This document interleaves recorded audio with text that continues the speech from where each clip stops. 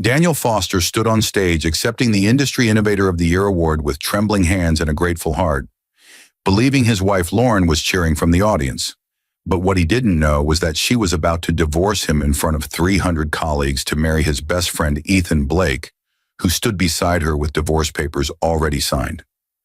Daniel, a brilliant software architect who'd spent 15 years building tech solutions while his marriage quietly crumbled, watched in stunned horror as Lauren walked to the microphone during his acceptance speech and announced she was leaving him for Ethan, the charismatic sales director who'd been his closest friend since college. Completely unaware that Daniel had just inherited $500 million and the entire tech conglomerate that owned the company she worked for from his mentor who died 2 weeks ago. Lauren and Ethan celebrated their victory that night, planning their future with her salary and his commissions, neither knowing that the man they publicly humiliated now controlled every aspect of their professional lives. What happens when a man who achieves his dreams gets betrayed at his highest moment, only to discover he holds the power to destroy everything his betrayers built? What did Daniel do when he inherited $500 million in the company she worked for that would shock them so completely they'd never recover? And why would a betrayal so public, a divorce so calculated, and a best friend's ultimate deception lead to consequences so devastating it would become legendary in their industry? Daniel Foster had always believed in moments, singular points in time where everything changed. He'd experienced a few. The day he wrote his first line of code at 12, the day he met Lauren in college, the day his mentor, Robert Chen, offered him a job at Chen Technologies. But nothing had prepared him for this moment. The grand ballroom of the Marriott Marquis glittered with the tech industry's elite. 300 people in formal wear, representing every major company in the sector.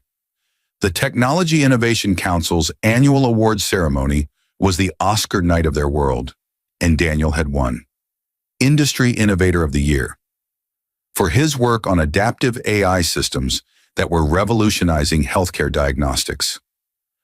He stood at the podium, trophy in hand, heart hammering. His acceptance speech notes trembled slightly. He'd practiced this a dozen times in his apartment, always imagining Lauren's proud smile from the audience. 15 years of marriage. 15 years of her supporting his crazy ideas, his late nights, his obsessive focus on solving impossible problems. "I want to thank my wife, Lauren," he began, his voice catching slightly. "She's been my rock through every failed prototype, every rejected patent, every moment I doubted myself. Actually, Daniel, I need to say something." The voice cut through the ballroom like a blade. Lauren's voice. Daniel's eyes found her in the crowd, standing now, moving toward the stage. She wore the red dress he'd bought her for their anniversary last month. Her expression was calm, almost serene. Behind her, Ethan Blake rose too, his hand touching the small of her back. Daniel's brain stuttered. Ethan, his best friend, the guy who'd been his roommate senior year of college, the guy who'd been best man at his wedding, the guy who worked in sales at DataStream Solutions, one of the mid-tier companies where Lauren had been a project manager for 3 years. "Lauren!" Daniel's voice sounded distant to his own ears. "What are you—" She climbed the stage steps. Someone handed her a microphone. The ballroom had gone silent, 300 people leaning forward in collective confusion and anticipation. This wasn't part of the program. "I'm sorry to do this here," Lauren said, her voice steady and clear, "but I think honesty matters. Daniel, I want a divorce. Ethan and I are in love. We have been for over a year. I'm moving out tonight. The papers are already filed." The words hit like physical blows. Daniel's knees went weak. The trophy slipped slightly in his grip. He stared at Lauren, at her calm face, at the lack of guilt or sorrow in her eyes. Behind her, Ethan had moved closer to the stage, his expression a careful mask of sympathy that didn't reach his eyes. "You're what?" Daniel managed. "I'm choosing happiness," Lauren said simply. "You're married to your work, Daniel. You always have been. Ethan actually sees me. He prioritizes me. I deserve that." Somewhere in the stunned silence, a phone camera flashed. Then another. Daniel realized with creeping horror that this was being recorded. His humiliation was being captured for posterity, for social media, for industry gossip that would follow him forever. Lauren, can we talk about this privately? His voice cracked on the last word. There's nothing to talk about. It's done. She handed him an envelope. Divorce papers? Your copy. My lawyer will be in touch about dividing assets. I'm entitled to half of everything you've earned during our marriage. She turned and walked off the stage. Ethan met her at the bottom of the steps, putting his arm around her shoulders. They walked out together, leaving a wake of whispers and shocked faces. Daniel stood frozen at the podium. The moderator approached hesitantly. Daniel, I'm so sorry. Do you want to? I need to go. Daniel set the trophy down carefully on the podium and walked off stage. His legs moved automatically, carrying him through the ballroom, past the staring faces and the phone cameras and the barely suppressed gossip. He made it to the hotel lobby before his hands started shaking uncontrollably. His phone buzzed. A text from his lawyer, Patricia Morrison. I'm so sorry, don't sign anything. Call me tomorrow. Another buzz from his coworker, Mike Santos. Holy shit, man, you okay? That was brutal. Another from an unknown number. Guess she finally figured out you're not going anywhere. Should have seen it coming. Anonymous. Daniel silenced his phone and walked out into the November night.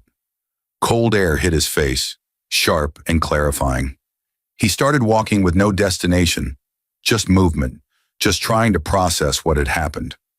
Lauren wanted a divorce. She was in love with Ethan. They'd been having an affair for over a year. While Daniel worked late solving problems and chasing innovations, his wife had been building a life with his best friend. And they'd announced it publicly at his moment of professional triumph, turning his achievement into a spectacle of personal failure. He walked for 2 hours before finding himself at a small park near the Hudson River. He sat on a bench, staring at the dark water, trying to understand how he'd missed the signs. Had there been signs?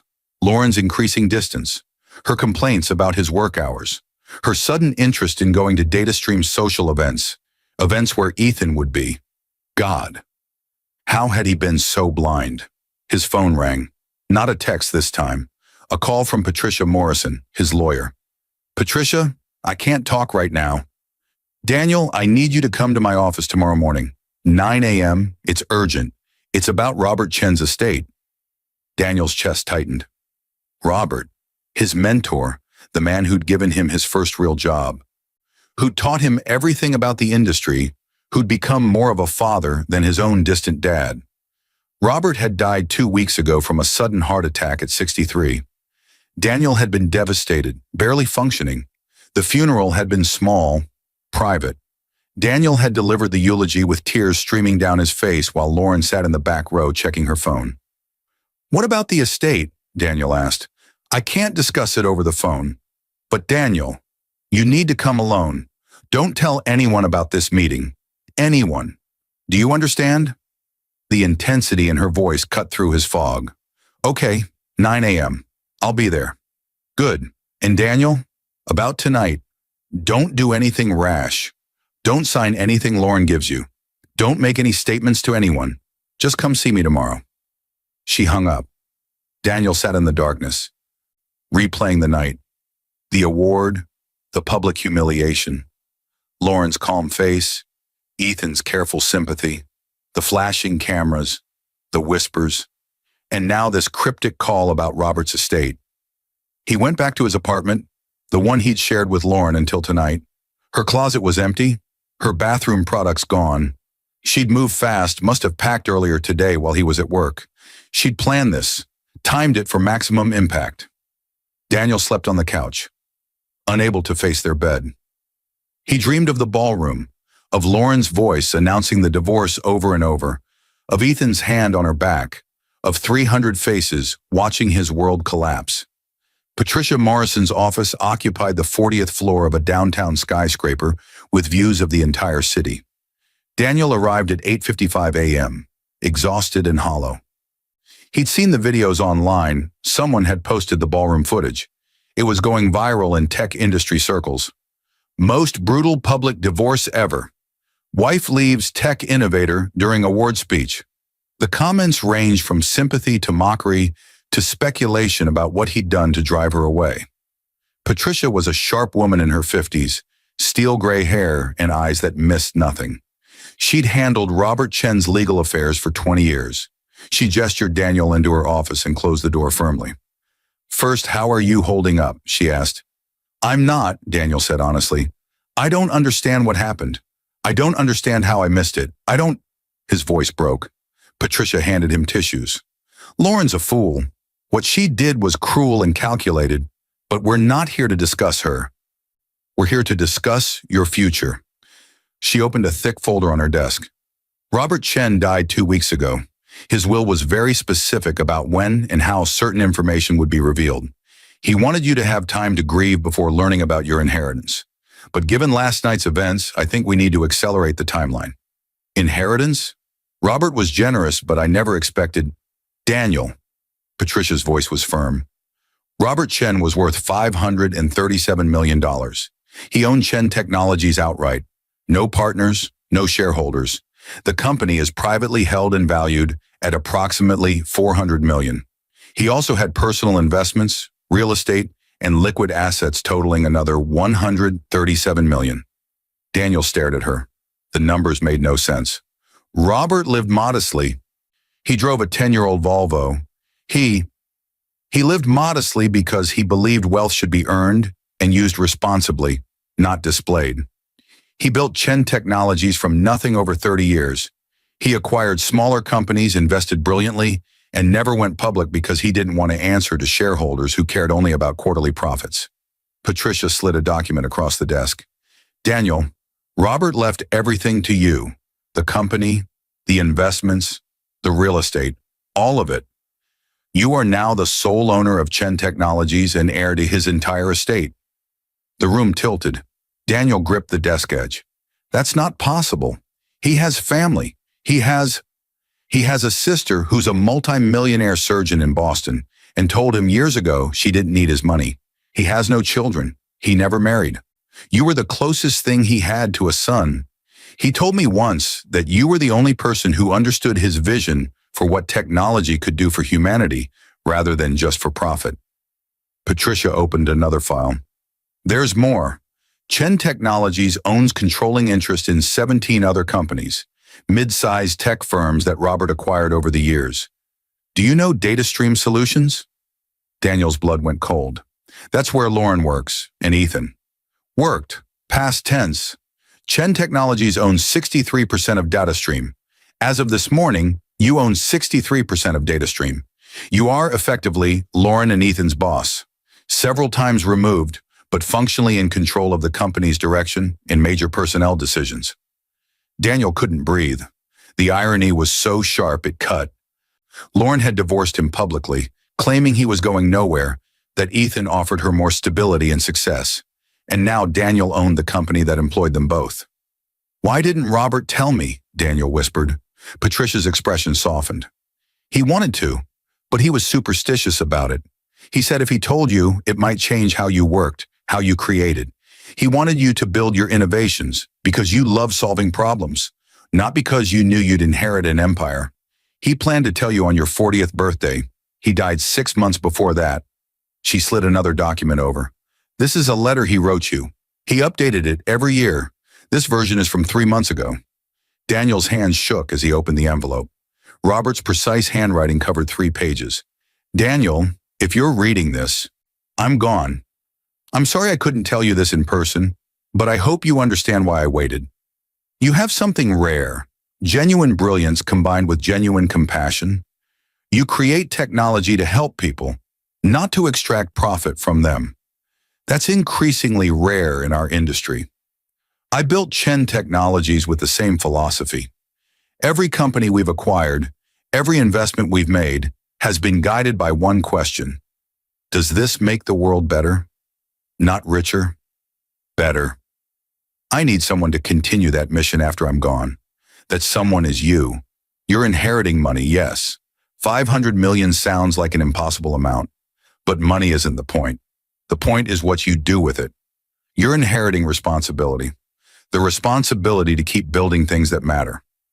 To keep our companies focused on purpose over profit, to be a different kind of wealthy person than the extractive vultures who dominate this industry. I know you, Daniel. I know you'll be overwhelmed. You'll wonder if you deserve this. You'll worry about changing, about becoming someone different. Don't. You earn this through every late night you spent solving problems others ignored, through every time you chose the right solution over the profitable one, through every moment you stayed true to your principles. Use this wealth well. Build something meaningful. Help people the way you've always helped people. And remember, the money doesn't change who you are. It just amplifies it. Stay the person I'm proud to call my son in all but blood. All my love and faith. Robert Daniel read it 3 times, tears streaming down his face. Robert had seen him, really seen him, not as an employee or protege, but as family, as someone who mattered beyond professional productivity. There's a trust structure in place, Patricia explained gently. The company ownership transfers immediately. You'll need to meet with the board, learn the operations. But Robert left detailed instructions for transition. He's been preparing for this for years. What about Lauren? Daniel's voice was rough. The divorce. She said she's entitled to half of everything I earned during our marriage. Patricia's smile was sharp. She filed for divorce yesterday morning, before Robert's will was executed. This inheritance is entirely separate from your marital assets. She has no claim to it whatsoever. What she's entitled to is half of your salary and savings from your marriage. That amounts to approximately $200,000, not the fortune she probably imagined. Daniel felt something crack open in his chest. Not quite satisfaction, not quite relief, just a strange, dizzy awareness of how completely everything had changed in 12 hours. What do I do now? He asked. Patricia leaned back in her chair. That depends. You could announce this immediately. Let everyone know you're now a major tech industry player. Make Lauren and Ethan aware they work for you. Or, she paused meaningfully, you could wait.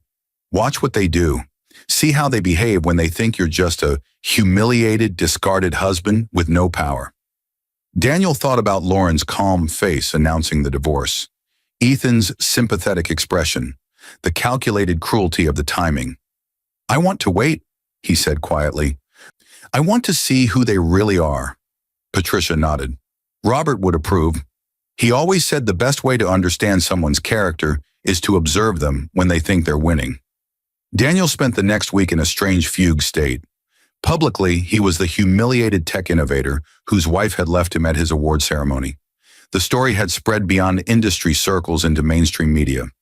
Think pieces about work-life balance, debates about public divorces, his name trending on social media.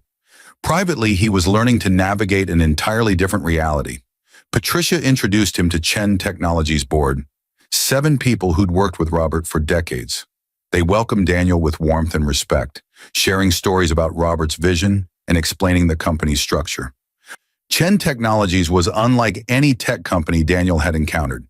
It didn't chase growth for growth's sake. It invested in sustainable innovation. It paid employees well above industry standard. It had a strict ethics policy about data privacy and user protection that Robert had enforced religiously.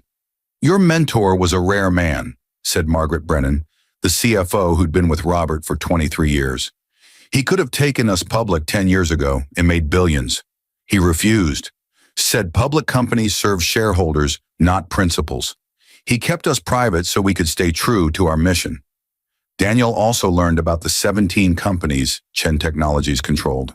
DataStream Solutions was the newest acquisition, purchased just 8 months ago when the original founders wanted to cash out. Robert had seen potential in their project management software and bought 63% ownership, giving him effective control while letting the existing leadership run day-to-day operations. Did Robert know about Lauren working there? Daniel asked Patricia during one of their many meetings. He knew. He mentioned once that your wife worked for one of our subsidiary companies. I don't think he thought much of it. Why? I'm wondering if he knew about the affair. Patricia's expression sharpened. When did it start? Lauren said over a year ago. The acquisition happened 8 months ago. They looked at each other. Robert had bought controlling interest in DataStream after Lauren and Ethan had begun their affair. It could be coincidence, or Robert might have known something, might have been positioning pieces on a board Daniel didn't yet understand. Daniel threw himself into learning the business.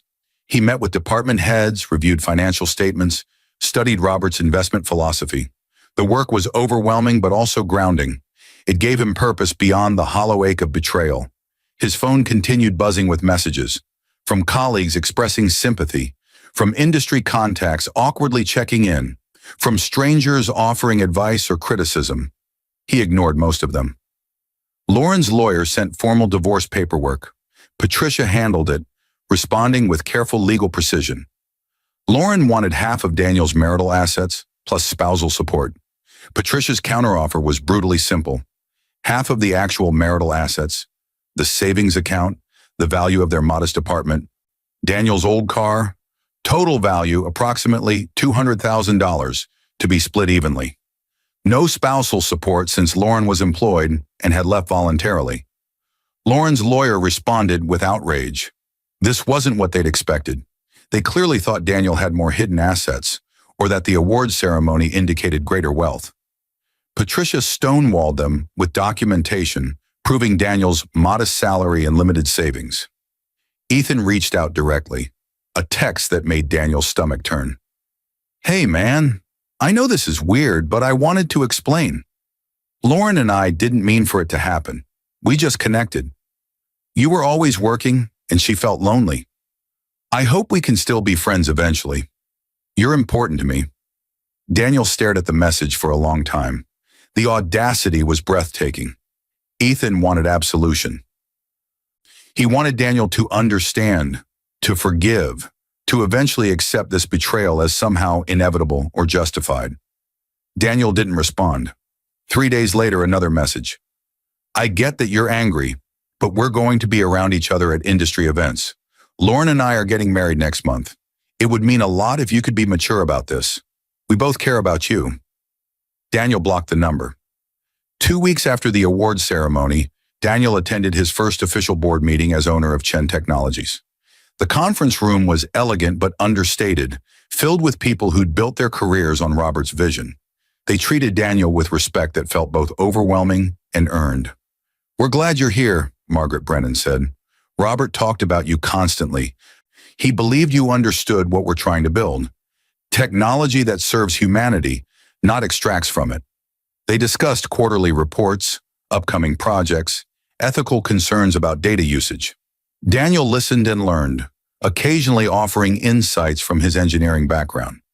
These people were brilliant and principled. They'd stayed with Chen Technologies despite offers from bigger, flashier companies because they believed in the mission. At the end, Margaret mentioned DataStream. "We need to make a decision about their leadership. The CEO, Frank Morrison, is retiring. He's been interim since the acquisition. We need someone permanent who understands our values." "What about their current project management?" Daniel asked, his voice carefully neutral. "Mixed results. They have good people, but some concerning cultural issues. There's been talk of romantic relationships between employees, creating favoritism in assignments. HR is documenting some complaints." Daniel's pulse quickened. "What kind of complaints?" Margaret consulted her notes. "A senior project manager named Lauren Foster, apparently recently divorced, has been showing preferential treatment to a sales director named Ethan Blake. Several team members have reported that projects Blake is involved with get priority resources regardless of merit. There's also concern about their relationship affecting workplace professionalism." She looked up. "Robert always said personal relationships in the workplace are fine as long as they don't compromise fairness or ethics. But this situation seems to be crossing lines. We may need to intervene." Daniel kept his expression neutral. "What does their current leadership say?" "Frank Morrison is checked out mentally. He's counting days until retirement. He hasn't addressed it. That's why we need new leadership there. Someone who will enforce our ethical standards." "I'll review the situation," Daniel said. "Give me a week." After the meeting, Patricia caught him. "You're not going to do anything rash, are you?" "Define rash."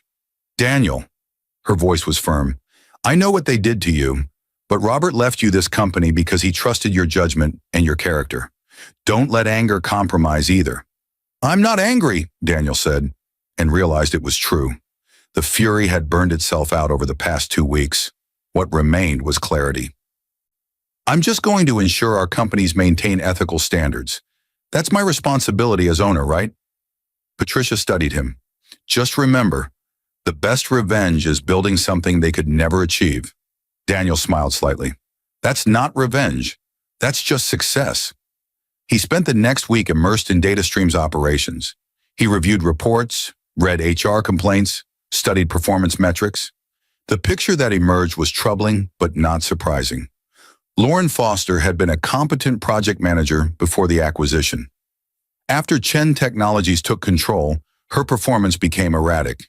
She assigned herself to high-profile projects while delegating grunt work to junior staff. She consistently prioritized anything Ethan Blake was involved with, regardless of strategic importance. Ethan Blake's record was worse. His sales numbers were mediocre, but he'd cultivated relationships with key decision-makers through charm and social engineering. Multiple employees reported feeling uncomfortable with his aggressive networking style. 2 female employees had filed complaints about inappropriate comments that HR had swept under the rug during the pre-acquisition chaos. Daniel compiled everything into a comprehensive report.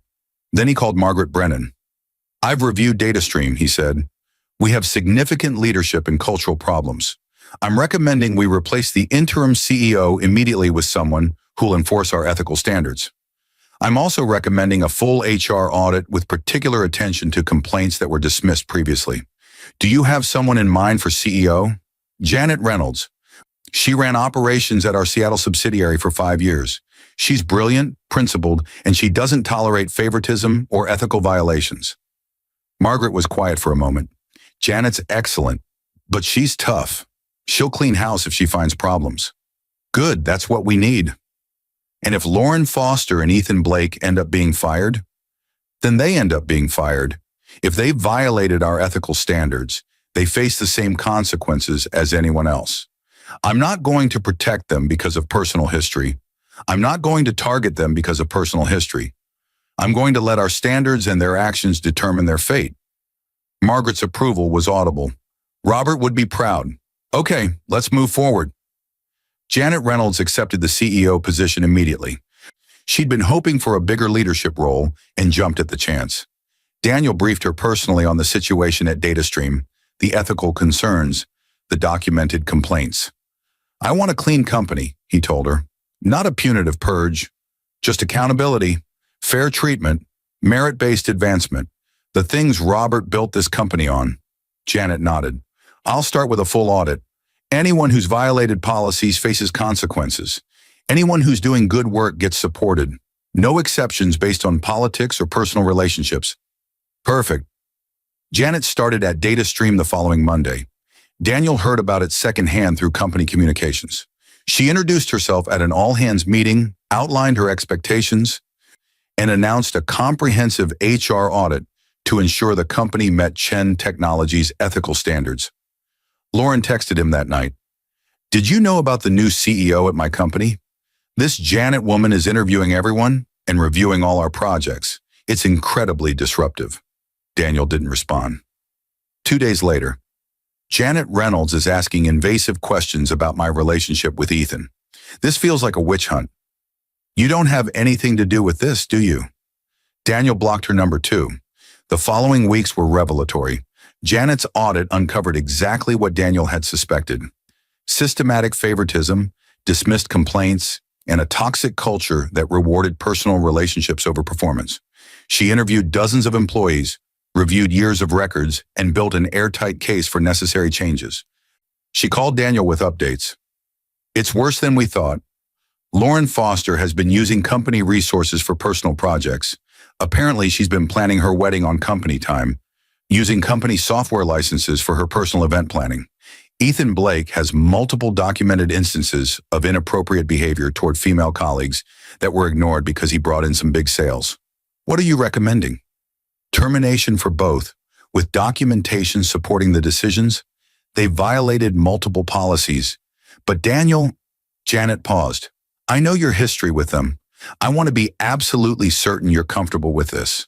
I don't want there to be any question that these are legitimate business decisions rather than personal retaliation."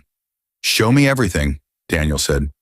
She sent him the complete documentation, page after page of policy violations, witness statements, performance issues.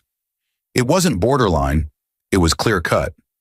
Lauren and Ethan had both behaved as though rules didn't apply to them, using their relationship and Ethan's sales success as shields against accountability. These are legitimate business decisions, Daniel told Janet. Proceed according to our normal termination procedures. Severance as required by their contracts.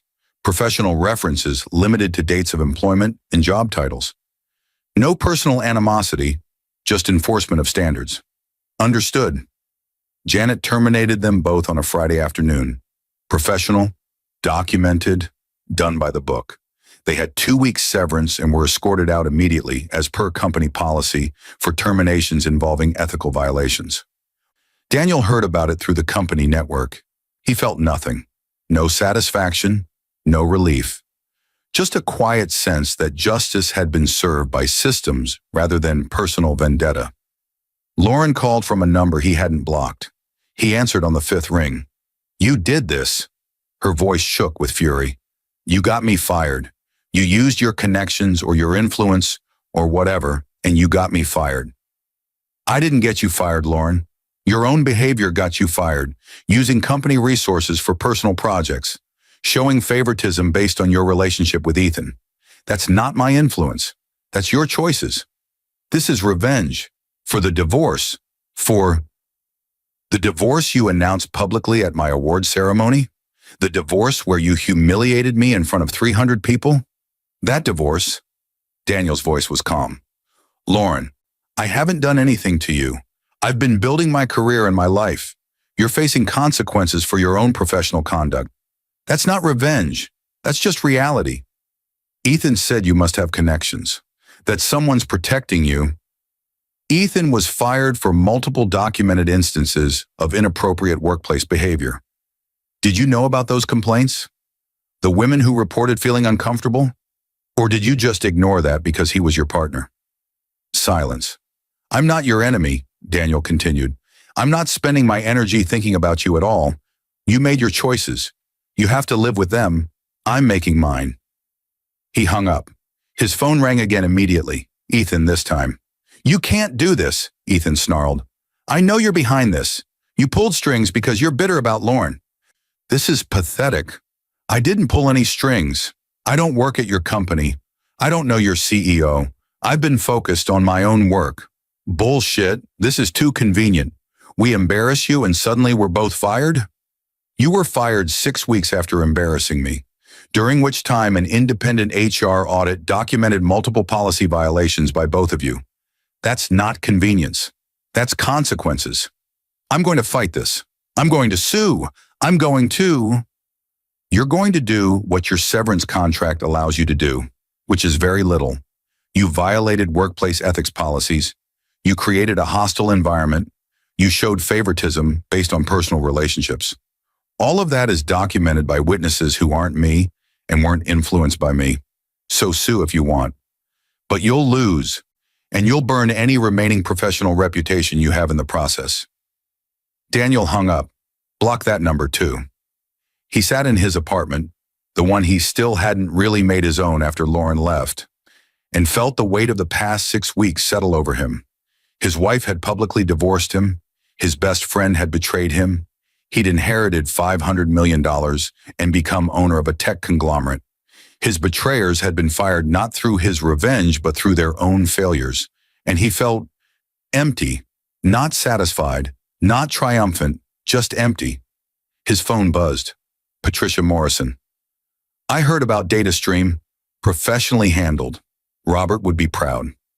Another message from Margaret Brennan. "Janet says you stayed completely hands-off from the actual decisions. That's integrity, Daniel. That's leadership." Daniel stared at the messages. He'd done the right thing. He knew that intellectually, but the right thing didn't fill the hollow place where his marriage had been. It didn't erase the humiliation of that ballroom. It didn't restore the friendship he'd thought he had with Ethan. He pulled out Robert's letter, read it again. The money doesn't change who you are. It just amplifies it. Who was he? A man who'd been betrayed. A man who'd inherited wealth and power. A man who'd chosen professional ethics over personal revenge? But beyond that, he didn't know yet. The answer started forming 2 weeks later at a Chen Technologies charity event. The company hosted quarterly gatherings where they showcased innovations from their various subsidiaries and raised money for tech education programs. Daniel attended as the new owner, still getting used to his role. A young woman approached him during the reception. She looked nervous, maybe 24, dressed in professional clothes that had seen better days. "Mr. Foster, I'm Amanda Wu. I was an intern at DataStream last year. I just wanted to thank you." Daniel blinked. "Thank me? For whatever you did to get Janet Reynolds in there.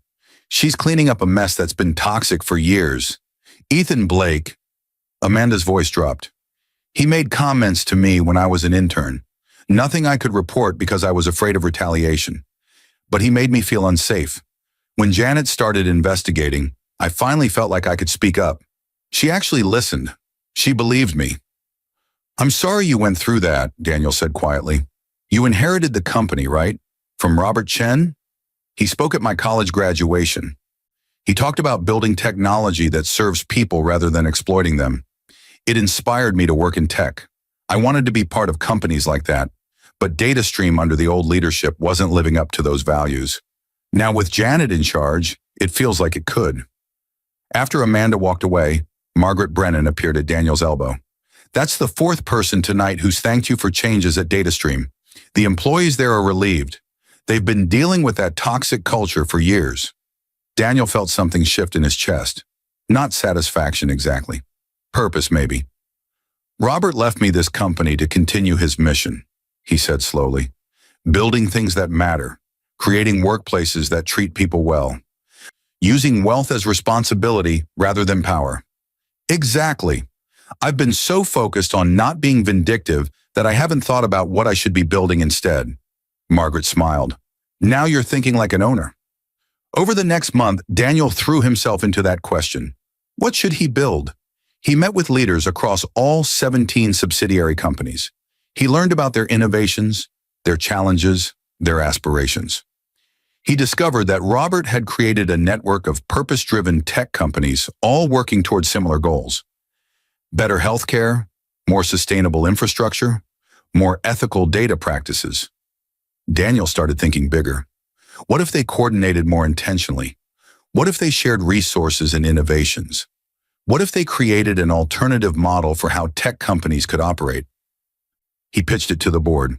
"I want to create the Chen Technologies Innovation Collective. All our subsidiaries working together on projects that matter, sharing patents and research, collaborating instead of competing, showing the industry that there's a different way to build wealth, through contribution rather than extraction." The board loved it. They spent weeks developing the structure, the goals, the values. Daniel found himself energized in a way he hadn't been since before Lauren left. This was what he was meant to do, not punish his betrayers, build something meaningful. The initiative launched 3 months after the award ceremony. Press coverage was extensive. Tech billionaire creates ethical innovation network. Robert Chen's legacy, a different kind of tech empire. Daniel did interviews explaining the vision, careful to credit Robert and the brilliant people who'd built these companies. In one interview, the reporter asked about the award ceremony incident. Daniel had been expecting the question.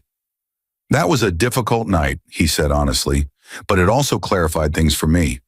I realized I'd been measuring success in awards and recognition. Robert taught me to measure success in impact and contribution.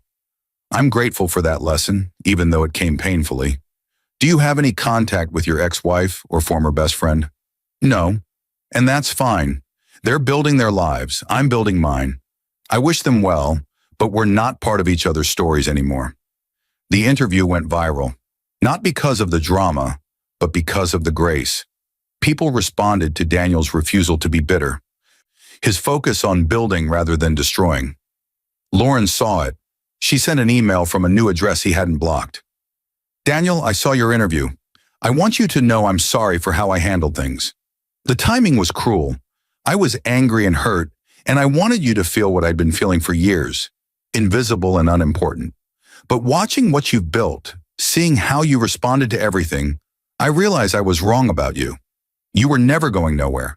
You were always going somewhere meaningful. I just couldn't see it because I was measuring worth in all the wrong ways.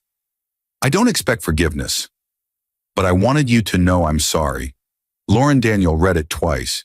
He felt no anger, no satisfaction, just a distant sadness for the marriage they'd both failed at in different ways. He didn't respond. There was nothing to say. Lauren had apologized and he accepted that. But forgiveness didn't mean rebuilding connection. It meant letting go and moving forward. Ethan sent a message too, through a mutual industry contact.